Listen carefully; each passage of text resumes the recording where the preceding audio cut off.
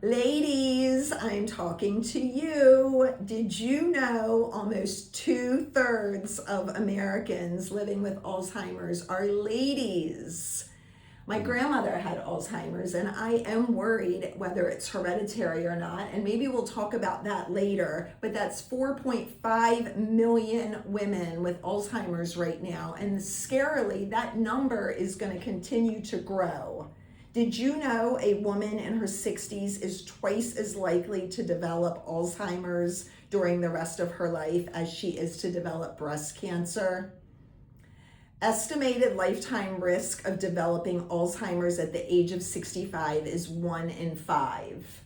And I know I've heard that menopausal women are at a high risk because of what?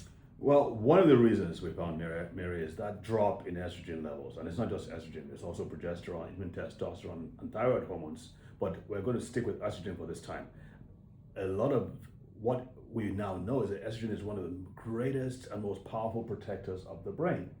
So think about this. You've lived 40 years plus, enjoying good estrogen levels, you're functioning well, but all of a sudden, during perimenopause, during the period we call perimenopause, time before menopause, that you see a steep decline, and for some women that can be very distressing.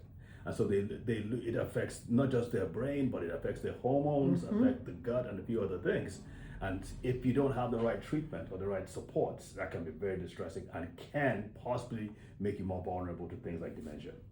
Tell us about your dirty dozen. Yes, so this would fall under, like we said, there are 12 major pathways. So this would fall under inadequacies. They all start with the letter I, by the way, Mary, you know that, right? I. All 12 of them start with I, so it'll be under inadequacies and imbalances, because there's supposed to be a balance between estrogen and progesterone, and when that balance is off, oof.